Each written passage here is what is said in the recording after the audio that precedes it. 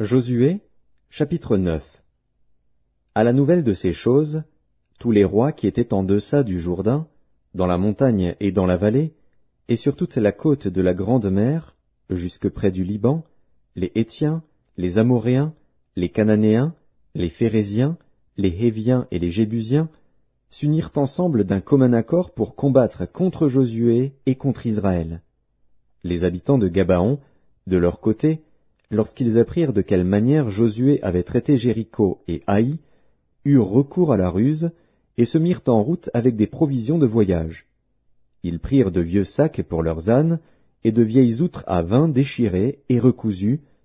Ils portaient à leurs pieds de vieux souliers raccommodés et sur eux de vieux vêtements. Et tout le pain qu'ils avaient pour nourriture était sec et en miettes. Ils allèrent auprès de Josué au camp de Gilgal, et ils lui dirent, ainsi qu'à tous ceux d'Israël, « Nous venons d'un pays éloigné, et maintenant faites alliance avec nous. » Les hommes d'Israël répondirent à ces Héviens, « Peut-être que vous habitez au milieu de nous, et comment ferions-nous alliance avec vous ?» Ils dirent à Josué, « Nous sommes tes serviteurs. » Et Josué leur dit, « Qui êtes-vous, et d'où venez-vous » Ils lui répondirent, « Tes serviteurs viennent d'un pays très éloigné, sur le renom de l'Éternel, ton Dieu, car nous avons entendu parler de lui, de tout ce qu'il a fait en Égypte, et de la manière dont il a traité les 2 rois des Amoréens au-delà du Jourdain, Sihon, roi de Hesbon, et Og, roi de Basan, qui était à Ashtaroth. Et nos anciens et tous les habitants de notre pays nous ont dit, « Prenez avec vous des provisions pour le voyage, allez au-devant d'eux, et vous leur direz, « Nous sommes vos serviteurs, et maintenant faites alliance avec nous. Voici notre pain.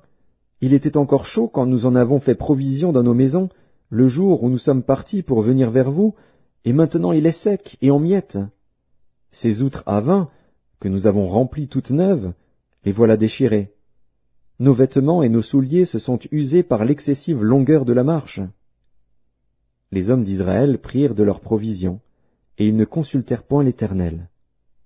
Josué fit la paix avec eux, et conclut une alliance par laquelle il devait leur laisser la vie, et les chefs de l'assemblée le leur jurèrent. 3 jours après la conclusion de cette alliance, les enfants d'Israël apprirent qu'ils étaient leurs voisins, et qu'ils habitaient au milieu d'eux. Car les enfants d'Israël partirent, et arrivèrent à leur ville le 3e jour.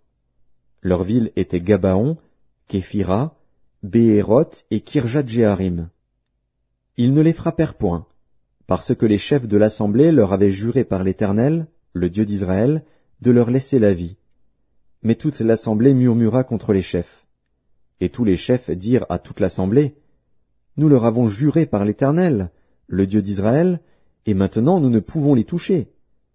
Voici comment nous les traiterons.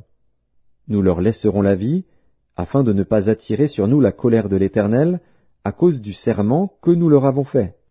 Ils vivront, leur dirent les chefs.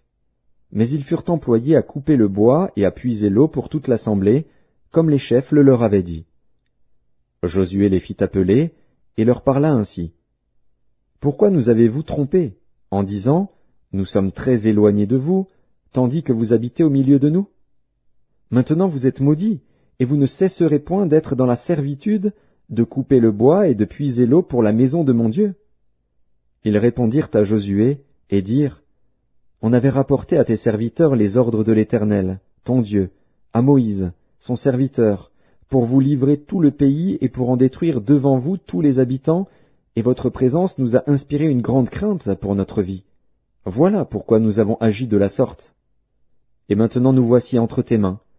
Traite-nous comme tu trouveras bon et juste de nous traiter. » Josué agit à leur égard comme il avait été décidé.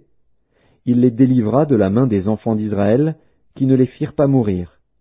Mais il les destina dès ce jour à couper le bois et à puiser l'eau pour l'assemblée, et pour l'autel de l'Éternel dans le lieu que l'Éternel choisirait, ce qu'ils font encore aujourd'hui.